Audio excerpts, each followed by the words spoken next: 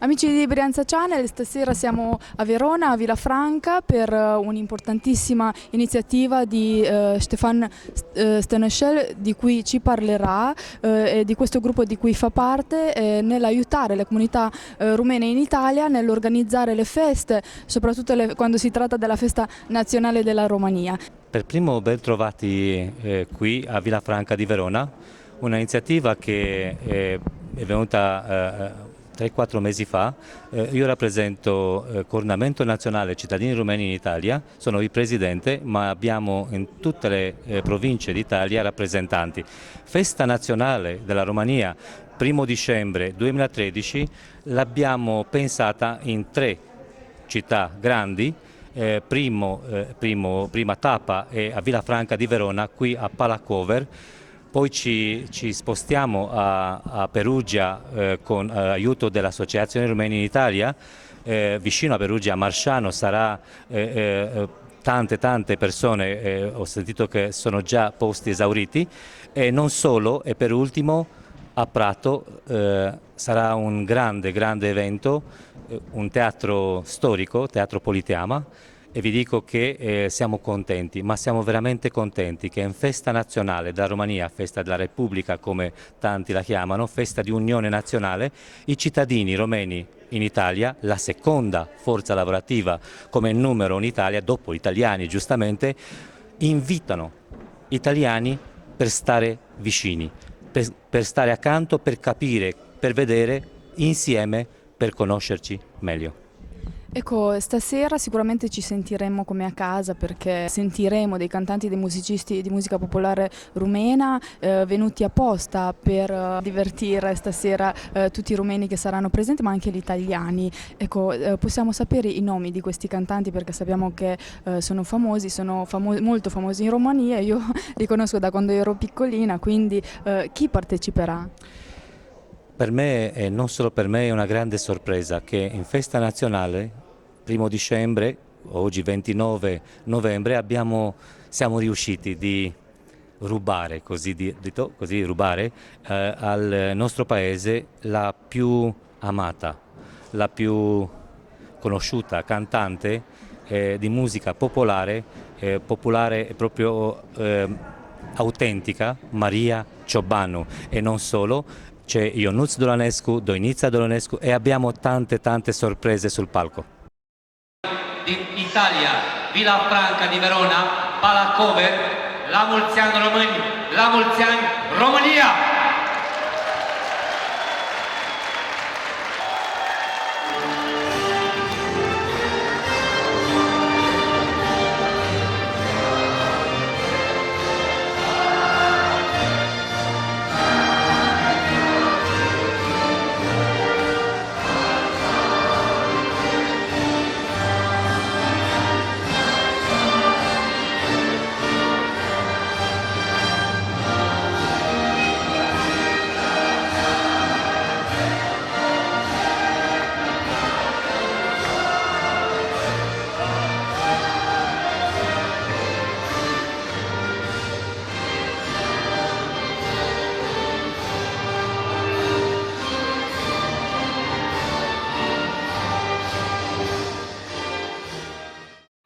Inima Dobrogei din Mecidia, ansamblul Panterașu!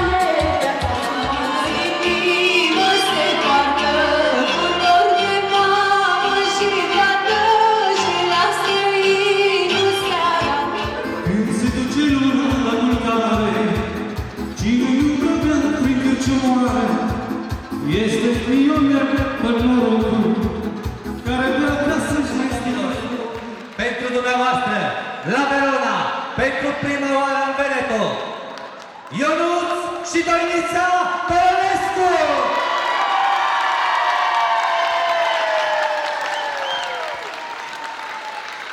Bună seara, bine v-am găsit, români! La mulți ani, România!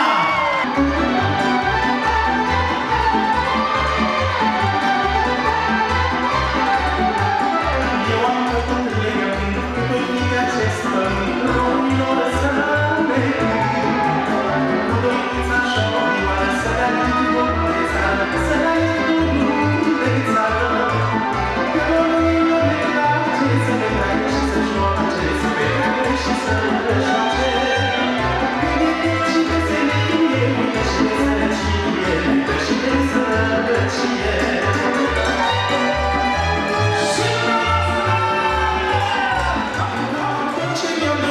Sunt un tată fericit, sunt un tată fericit.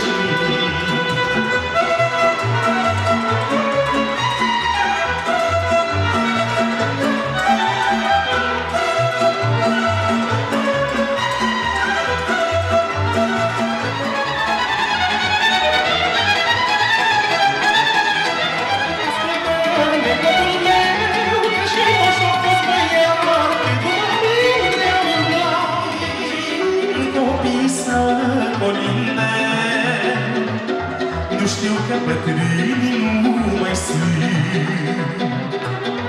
Casa părintească nu se vinde,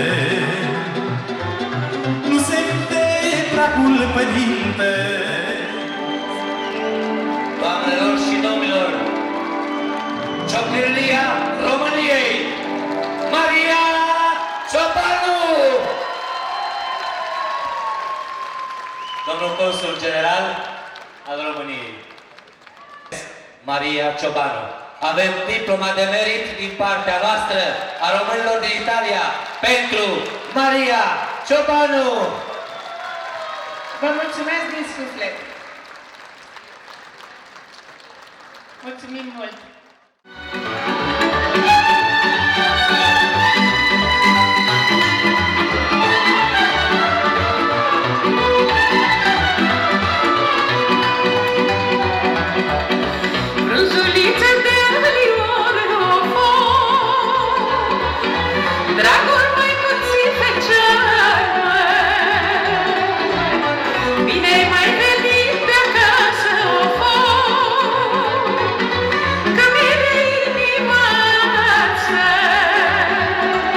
Îți doresc, măicuța mea,